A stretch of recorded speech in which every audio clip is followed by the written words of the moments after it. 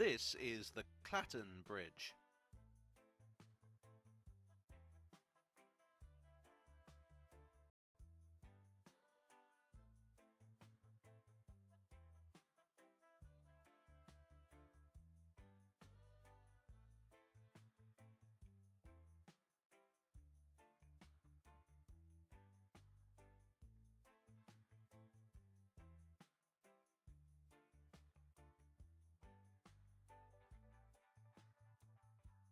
It was built around 1175, which makes it either newer or older than the old Kingston Bridge, depending which version of history you go with.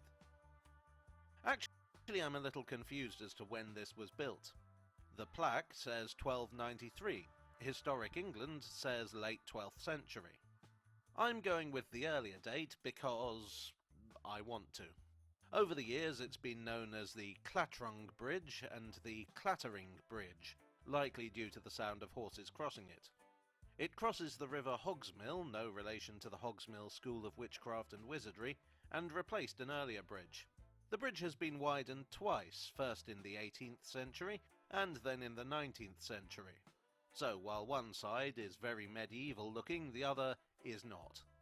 Until the mid-18th century it was the site of a ducking stool where people, usually women, were ducked in the river for the crime of being noisy and argumentative.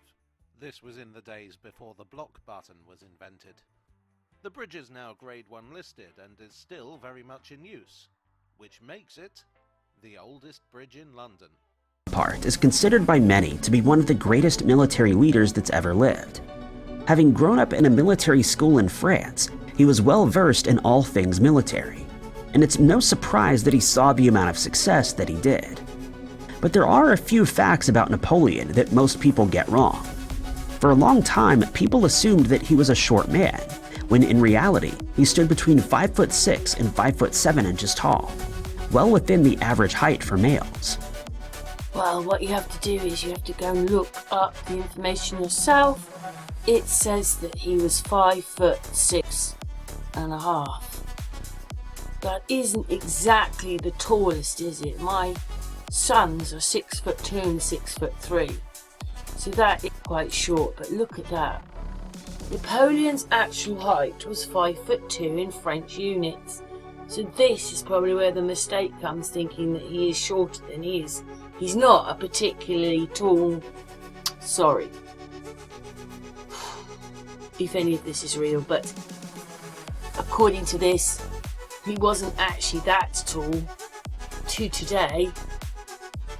But, that's probably where the mistake is. They think that he's 5'2", but he's 5'6" and a half. So really, my height, that's what I am. Well, actually, no, he's an inch taller than me. 5'6" and a half. No, I'm the same height as him. It isn't that tall for a man.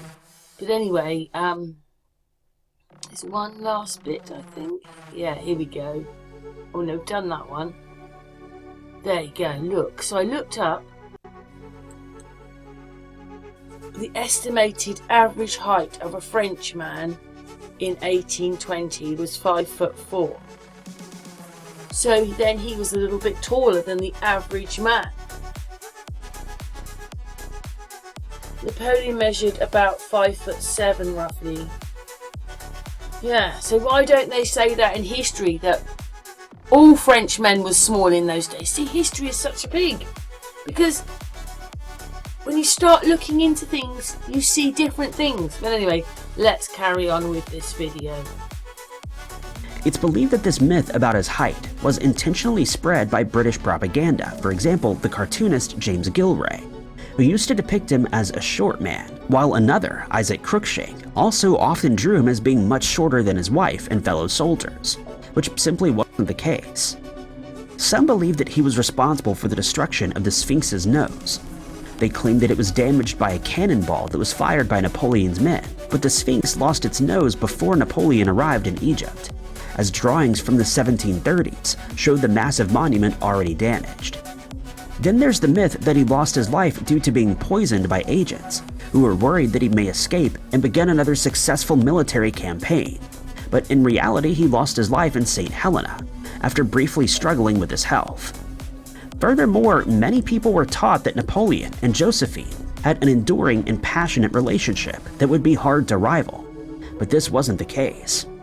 Soon after the couple got married, Josephine started seeing other men, even writing to one that her life with Napoleon was in constant torment and that she needed her lover to rescue her. Napoleon also didn't cherish the relationship, as he also cheated on her and described her to his officers as decidedly old, stating that she often started crying when she had indigestion. Unsurprisingly, the couple eventually got divorced and went their separate ways. Did you hear what he said? He said they got divorced. Now, Napoleon would have been a Catholic. So see, Catholics could get divorced. And they could get divorced in King Henry VIII's time as well.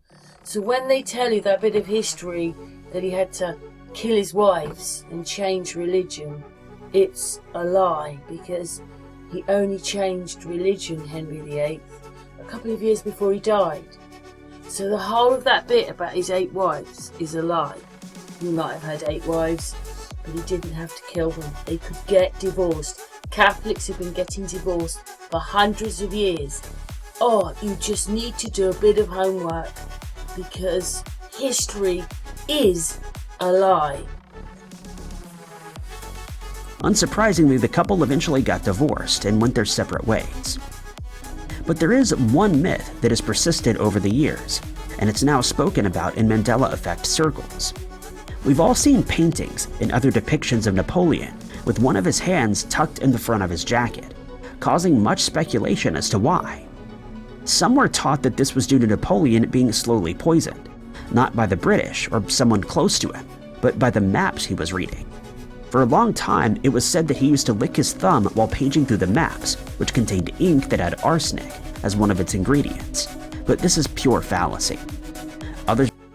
Well, it's always good to go and look things up. So the top there, it says that basically he just tucked his hand into his jacket. The second one says it was based on no evidence that he hid his... Based on no evidence that Napoleon hid his hand because it had been deformed in battle. Anyway, we have another little video now. Why was Napoleon always hiding his hand? He was depicted this way in painting after painting, and tucking one hand in your shirt has been the go-to pose for an impression of the French emperor long after his death. People have speculated that Napoleon's hidden hand may have been deformed, or that he was relieving chronic stomach pain caused by cancer. And while Napoleon did eventually die of stomach cancer in 1821, that's not what the hand thing is about. Concealing a hand in one's coat was already a long-standing portraiture cliché by the time Napoleon started being depicted this way. It goes at least as far back as ancient Greece, to a Greek statesman who declared that restricting the movement of one hand was the proper way to speak in public. The pose became associated with gentlemanly composure and self-control, 2 qualities that Napoleon supposedly lacked. He was depicted by his critics outside of France as a hot-headed, cruel tyrant, until this famous 1812 portrait of Napoleon in his study introduced a more restrained leader. Napoleon didn't actually pose for this portrait, but he reportedly loved it, and the hand-in-shirt pose became forever associated with the French ruler. Were taught that one of his hands was missing, and this is where the Mandela effect makes an appearance. While we now know that he placed his right hand in his jacket front to look more stately, people are adamant that he was in fact missing a hand, and that this fact has conveniently been changed in history books. Why this would have been done remains unknown, since it would serve no effect on how history played out. But it's hard for some people to admit that they're wrong, or have been given the wrong information, and hence it's easier to blame the mistake on something like the Mandela effect.